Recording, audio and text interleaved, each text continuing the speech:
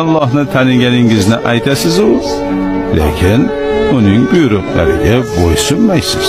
Ikkinchisi, Qur'oni Karimni o'qiysiz, ammo unga muvofiq yashamaysiz. Hazrati Payg'ambar alayhisalomni sevishingizni aytasiz, lekin u zotni o'zingizga rahbar qilmaysiz. To'rtinchisi, shaytonning dushmaningiz ekanini aytasiz, ammo uni o'zingizga do'st tutasiz.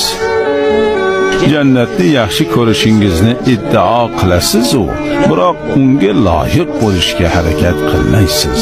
Do'zaxdan qo'rqishingizni aytasiz-da, lekin unga kirish uchun qattiq g'ayrat qilasiz.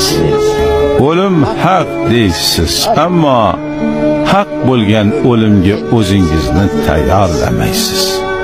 Odamlarning ayblari bilan mashg'ulsiz, lekin o'z xatolaringizni ko'rmaysiz. Allohning ne'matlarini ko'plab qabul qilasiz, biroq shukrini ado etmaysiz. Nihoyat oxirgi 10-siga keldik.